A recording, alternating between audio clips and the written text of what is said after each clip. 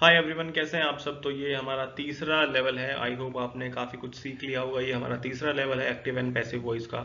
आज हम कुछ नया सीखेंगे। आई होप आपको पुराने जो दो लेवल थे, दो वीडियो थे, आपको अच्छे से समझ में आए होंगे। उसमें हमने सीखा कि सब्जेक्ट क्या है, ऑब्जेक्ट क्या है, वर्ब को कैसे यूज़ करना है, टेबल क्या होता है, डबल ऑब्जेक्ट होते हैं तो क्वेश्चन को दो तरह से बनाते हैं, कितने ऐसे सेंटेंसेस होते हैं जिनका हम पैसिव बना सकते हैं। बहुत सारी ऐसी बातें, बहुत सारे ऐसे रूल्स और ट्रिक्स मैंने आपको बताई जिससे आप क्वेश्चन को करने में आपको मदद मिल रही होगी। हमने ये भी सीखा जब क्वेश्चन हमें हु से, जब इंटेरोगेटिव क्वेश्चंस होते हैं, क्वेश्चन हमें हु से स्टार्ट होता है तो बाय वूम से बनाते हैं। तो वो भी हमने सीख लिया। चलो इसमें कुछ नया सीखते हैं। आई होप आपको समझ में आ रहा होगा। ओके, जैसे इसमें कोड भी लिखा है कि the expert in anything was once a beginner, कि आप कुछ भी सीखते हो, कुछ भी नया सीखते हो तो आप सबसे पहले बिगिनर ही होते हो। फिर आप उसमें एक्सपर्ट तो तभी बनोगे ना जब आप उसको स्टार्टिंग से करना शुरू करोगे। जब आप उसको, आपने इसका लेवल 1 देखा होगा तो आपको कुछ भी नहीं आता होगा। आई होप आता भी होगा। मतलब आप कोई भी नई चीज़ सीख रहे हो तो एक 1 से स्टार्ट करोगे ना, जब धीरे धीरे करके जब उसको बार बार रिवाइज कर लोगे तो एक्सपर्ट बन ही जाओगे उस चीज़ में। लेकिन सबसे पहले तो बिगिनर ही होते हैं, तो लेकिन उसको अच्छे से हमें सीखना होता है।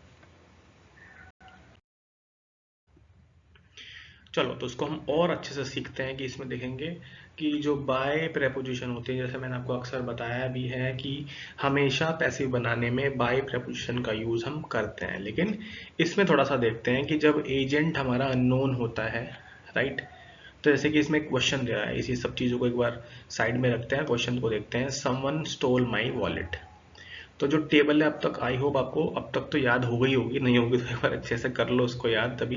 जैसे इसमें यहाँ पे स्टोल दे रखा है, ये हमें वर्ब की सेकंड फॉर्म दी है। जब वर्ब की सेकंड फॉर्म दी है तो हम वॉज वर्ब का इस्तेमाल करेंगे। चार ऑप्शन होते तो क्वेश्चन अब तक हो भी जाता। Someone stole my wallet. देखो इसमें वर्ब की सेकंड फॉर्म दी है, स्टोल दे रखा है, तो हमें पता है कि वॉज वर्ब का इस्तेमाल करेंगे। तो जब हमारे पास ऑप्शन तो नहीं है तो हमें तो बनाना है ये। तो हमें देखो ये सब्जेक्ट दे रखा है समवन, और ये दिया हमें माई वॉलेट, इसमें ऑब्जेक्ट दे रखा है। तो इसको आपस में बदल देते हैं। चार ही तरीके होते हैं ना। सबसे पहले सब्जेक्ट और ऑब्जेक्ट को आपस में बदल देते हैं, इंटरचेंज उसको कर देते हैं। ठीक है, तो क्वेश्चन हमारा माई वॉलेट से बना। माई वॉलेट के बाद हम कौन सा वर्ब लगाएंगे, तो हमें पता है वॉज लगाएंगे, थर्ड फॉर्म आएगी स्टोलन। अब उसके बाद हमें बाय लगाना होता, फिर समवन। ठीक है, ये समवन। ऐसे क्वेश्चन हमारा बनता कि बाय का इस्तेमाल हम हमेशा कर रहे हैं। लेकिन इसमें हम ऑब्वियस है कि कभी कभी आपको क्या होगा, बाय जैसे समवन है, जैसे जो हमारा जो काम को करने वाला होता है वो हमारा अननोन होता है। ठीक है, जैसे समवन हो गया, हमें पता नहीं उसके बारे में, तो बाय समवन लगाने की ज़रूरत नहीं है। उसको हम रहने देते हैं। हम यहाँ तक लिखेंगे माई वॉलेट वाई, मतलब माई वॉलेट वाज स्टोलन, मेरा पर्स किसी ने चुरा लिया है। किसने चुराया हमें पता नहीं है। तो मतलब जब एजेंट, जो सब्जेक्ट हमारा होता है, जो अननोन होता है, जब हमारा अननोन होता है, तीन केसेस होते हैं। जब अननोन होता है तब हम बाय को नहीं लगाते हैं, लगा भी सकते हैं, कोई इसमें प्रॉब्लम नहीं है। लेकिन आपको हमेशा देखना है, जैसे मैंने बताया था ना कि हमेशा बाय का इस्तेमाल होगा ही है। लेकिन कुछ ऐसे केसेस होते हैं जैसे कि जब एजेंट, जो सब्जेक्ट होता है हमारा, अननोन होता है तो बाय नहीं होता है। तो उस केस में जैसे कि ये क्वेश्चन दे रखा है माई वॉलेट वाज स्टोलन। अब आप कहोगे सर इसमें तो बाय है नहीं इसलिए पैसिव है नहीं, लेकिन ध्यान दो वाज के साथ, इज के साथ कभी भी थर्ड फॉर्म नहीं आती। थर्ड फॉर्म हमेशा इज आर्म के साथ में सिर्फ पैसिव वॉइस में ही आएगी, तो उससे भी आप इसको पहचानोगे। ठीक है, चलो आगे बढ़ते हैं। मैं थोड़ा सा इसको यहाँ पर रफ कर देता हूँ। ठीक है, चलो।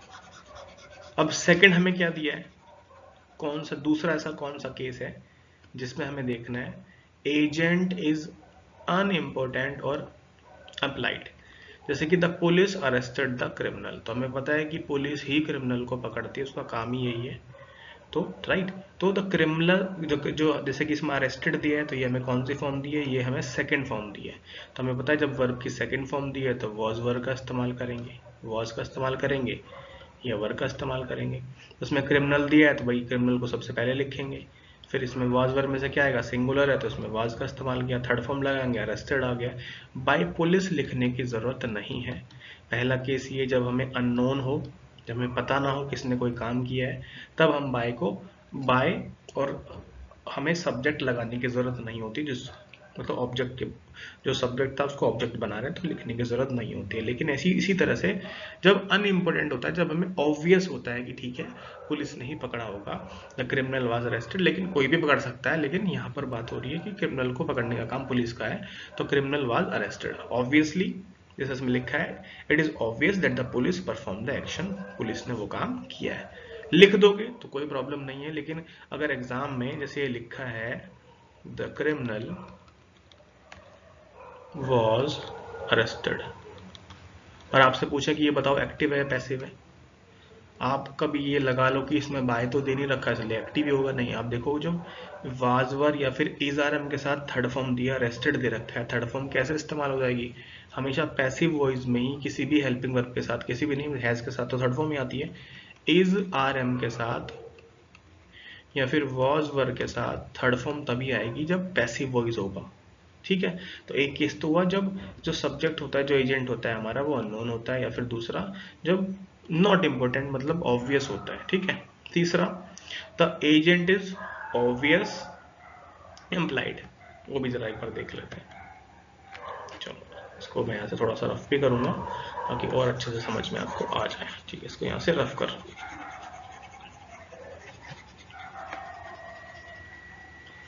अब हमें इसमें क्या दिया है, एजेंट इज अनइम्पोर्टेंट, उसमें तो ऑब्वियस था, ओके इसमें यही हमें दे रखा है, ओके ठीक है। अनइम्पोर्टेंट वही चीज़ दे रखी है, अनइम्पोर्टेंट या फिर ऑब्वियस हो तो उस केस में हम उसको नहीं बदलते हैं, सेम इसमें यहाँ पे हमें एग्जाम्पल दिया हुआ है, राइट। चलो आगे बढ़ते हैं।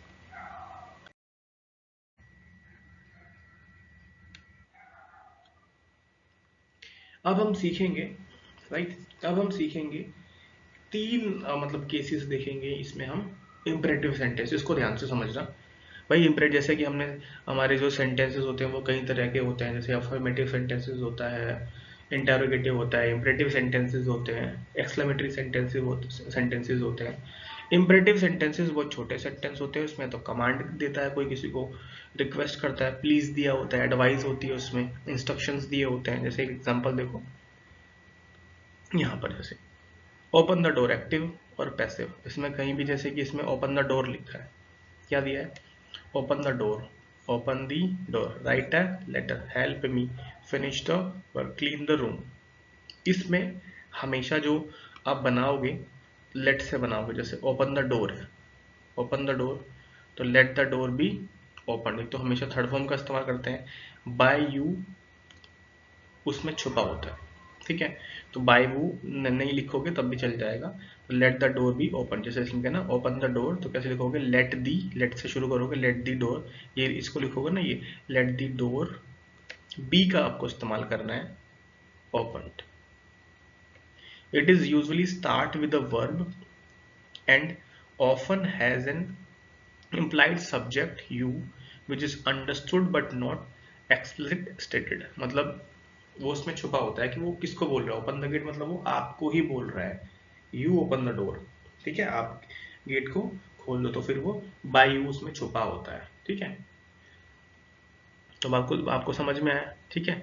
जो दो केसेस की हम बात कर रहे थे उसमें तो ये तीसरा आप इसको यहाँ पे मान सकते हो। Write a letter, write a letter छोटा सा सेंटेंस है, तो अ लेटर, लेकिन इससे पहले क्या लगाओगे, let, let a letter be written by you, इसमें क्या है हमारा छुपा हुआ है, तो उसको लिखने की जरूरत नहीं है, ठीक है। तो लेटर, लेटर बी रिटन, ये क्वेश्चन तो आया हुआ है, ओपन द डोर से हेल्प में लिखा है, so let me be helped, third form बुलाऊं, जैसे ओपनड हो गया, हेल्प्ड हो गया। फिनिश द वर्क, तो कैसे बनेगा, let the work, let the work be बनाओगे finished, let the work be finished, by you नहीं लिखना है। क्लीन द रूम, तो लेट से बनाओगे, let the room be cleaned. अब जैसे क्वेश्चन दे दूं आपको मैं, shut the door, shut the door, ठीक है। तो क्वेश्चन को जो ऐसे बनाओगे, लेट से बनाना है क्वेश्चन को, तो ये बनेगा लेट द डोर, फिर बी लिखोगे, और ये शट की हमें थर्ड फॉर्म लगानी है, तो आप ध्यान दो, शट की थर्ड फॉर्म शट ही होती है, शटेड नहीं होती, तो शट ही आएगा। तो the the door be shut, ना कि शटेड, ये आपको ध्यान देना है थोड़ा सा, जैसे कट होता है, शट होता है, इनकी third form second form same होती है, shut cut cut cut, shut shut shut, इस तरह से ध्यान रखना है। फिनिश की तो फिनिश्ड होती है। तो ये समझ में आया सबको। इम्परेटिव सेंटेंसेस, सेंटेंसेस बहुत तरह के होते हैं। And imperative sentences gives commands, request, advice और इंस्ट्रक्शंस। आई होप समझ में आया होगा। ओपन की लेट से क्वेश्चन बनाया जा सकता है। लेट द डोर और थर्ड फॉर्म तो आपको इस्तेमाल करनी है और बी भी इस्तेमाल करना है।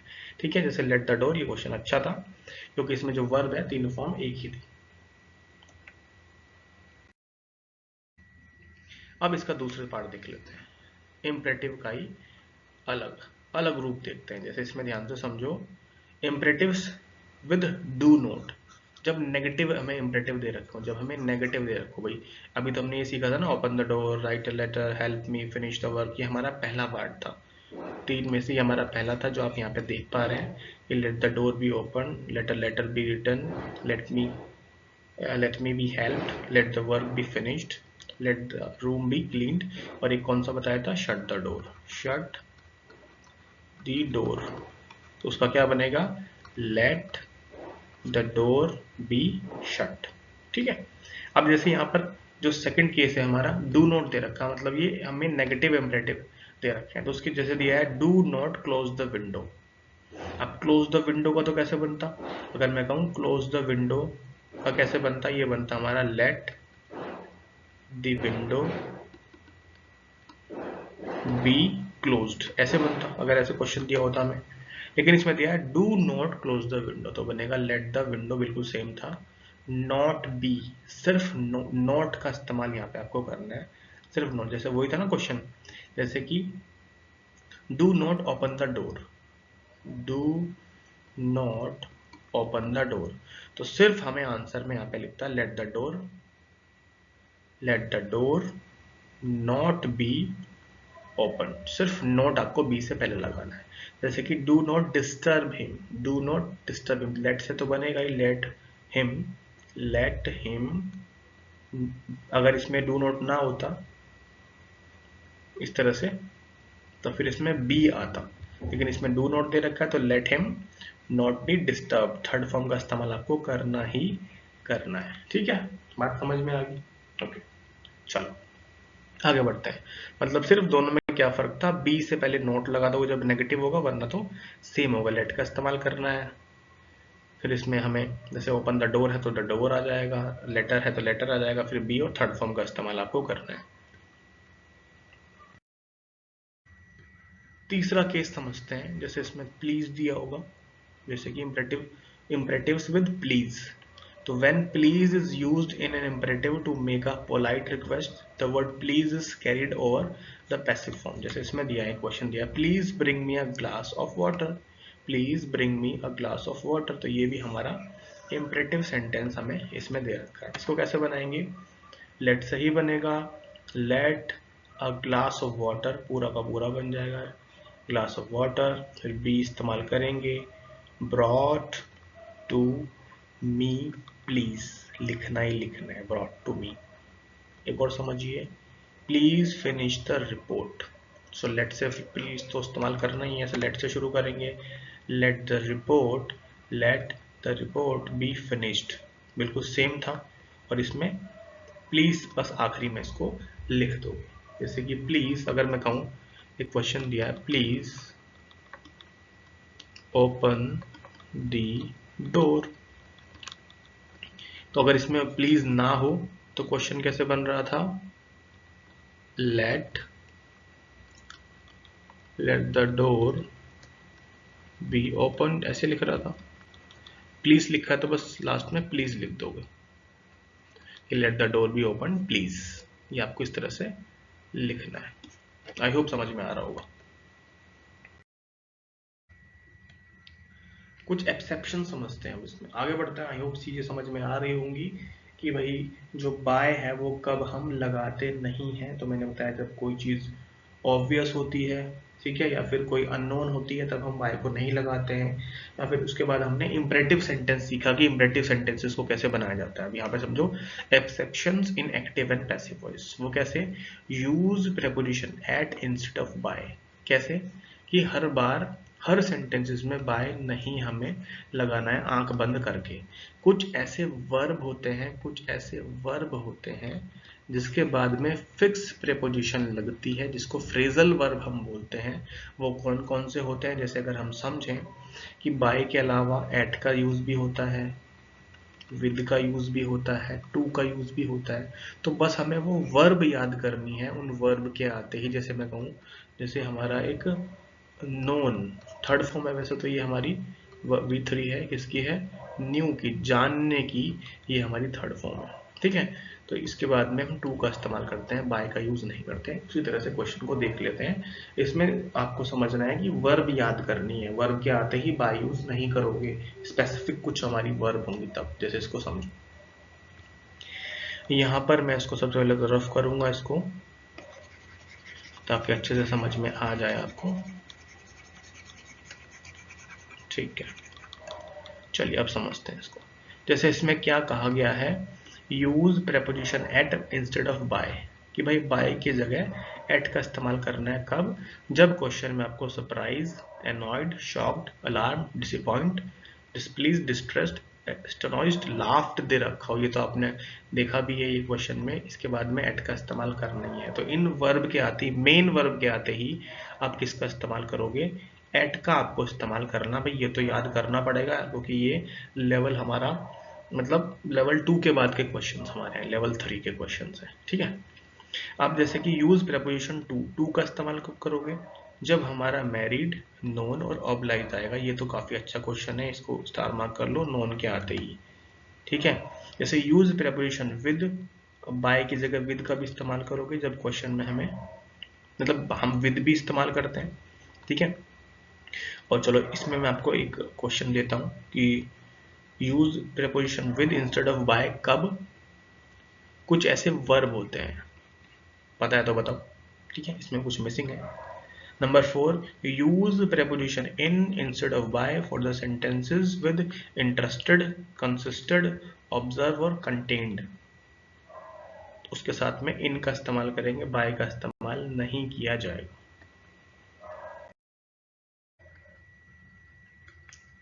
बात समझ में है आपको? उससे पहले वो तो आप याद कर लो, उससे हम रिलेटेड कुछ क्वेश्चंस भी करेंगे अगले पार्ट में।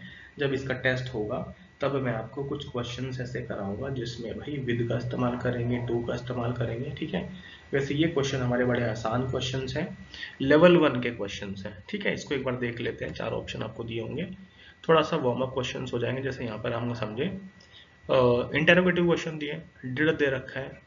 अगर आपको टेबल याद हो गई होगी तो आप अच्छे से बता पाओगे। जैसे इसमें डिड दे रखा है, तो मैं इसको जैसे कहूँ कि वर्ब की सेकंड फॉर्म हो या फिर डिड हो, तो हम वॉज वर्ब का इस्तेमाल करते हैं। अगर टेबल नहीं है, टेबल को एक बार देख लो, अच्छे से समझ पाओगे। भाई डिड के साथ में, वी सेकंड के साथ में वाज वर्ब का इस्तेमाल करते हैं। तो देखो वाज वर्ब हमें केवल बी में दे रखा है, तो कुछ करना ही नहीं है, बस इसको टिक करके आगे बढ़ना है, हमें कुछ नहीं करना। अगर हमें 2-3 में हमें वाज वर्ब दिया होता तब हम आगे कुछ देखते कि भाई ठीक है थर्ड फॉर्म दी है नहीं दी है, वो सब चीज़ देते। लेकिन इसमें कुछ करने की जरूरत नहीं है। आंसर हमारा बी हमें दे रखा है, यही हमारा राइट आंसर है। ठीक है, इसको देखते हैं। वो मैंने क्वेश्चन इसलिए दे दिया ताकि आप चीज़ों को समझ पाओ। यहाँ पर देखो, जैसे मैं शट द डोर है, तो ये कौन सा क्वेश्चन है? ये हमारा इम्परेटिव दे रखा है, ये हमें दिया है इम्परेटिव सेंटेंस हमें दे रखा है। ठीक है, जैसे शट द डोर दे रखा है तो हमें पता है लेट से बनाएंगे, और मैंने बताया था कि शट की जो थर्ड फॉर्म होती है वो शट ही होती है, शटड नहीं होती है। तो सबसे पहले तो इसको यहाँ से मैं कट कर देता हूँ। So let the door be shut, let the, इसमें देखो द नहीं दिया तो उसको बी को कट कर दूंगा, फिर इसमें भी द नहीं दे रखा है, इसको भी कर दो। आंसर इसका सी, इसका राइट आंसर है, let the door be shut. कैसे? क्योंकि इसमें आप ए भी टिक कर सकते थे, क्योंकि आपको लगता है कि शट की शटेड हो जाएगी थर्ड फॉर्म, लेकिन नहीं, शट और कट की वही होती है। अब ये क्वेश्चन देखो पूछा गया था सीडीएस के एग्जाम में, ये क्वेश्चन पूछा गया था शट द डोर, तो आपको पता है कि let the door be shut, be इसका राइट आंसर है, अगर आप इसको अच्छे से समझ पाओगे। ठीक है, अगर इसमें होता कि do not shut the door, तो कैसे बनता? Let the door not be shut, इस तरह से इसको करना होता। ये क्वेश्चन बड़ा आसान क्वेश्चन है, इसको मैंने मिक्स में मतलब ले लिया इसको, ये लेवल 1 का ही क्वेश्चन है। जैसे यहाँ पे वी प्रोहिबिट स्मोकिंग, तो फर्स्ट फॉर्म दिया है, वर्ब की फर्स्ट फॉर्म, सेकंड फॉर्म नहीं है, तो वर्ब की फर्स्ट फॉर्म है। तो टेबल के अकॉर्डिंग अगर हम देखें तो हम इज आर एम का इस्तेमाल करेंगे, इसका करेंगे इज आर एम का इस्तेमाल करेंगे।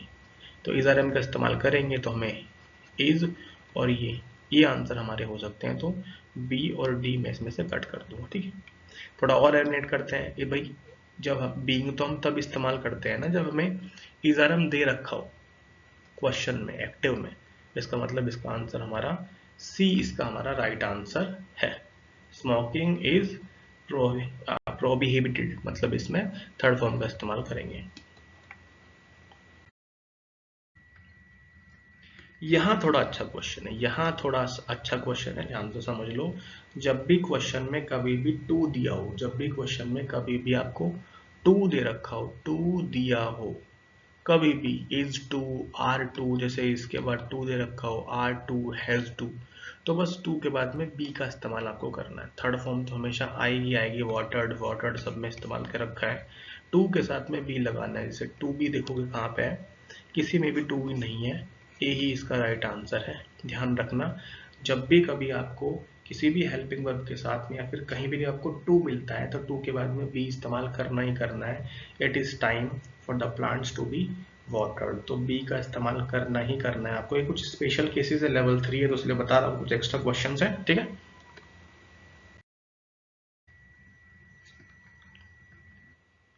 ओके चलो, अब ये कुछ क्वेश्चंस हैं जो एग्जाम में पूछे गए क्वेश्चंस हैं, अगर मैं समझूं। जैसे कि ये क्वेश्चन मैंने आपको करा दिया है, ठीक है। इसके अलावा अब ये क्वेश्चंस बचे, ये आपके होमवर्क हैं, अच्छे से इसको करो, बिल्कुल इसको कर पाओगे इन क्वेश्चंस को, ठीक है। चलो, ये हमें सीडीएस के पेपर में पूछे गए थे क्वेश्चंस।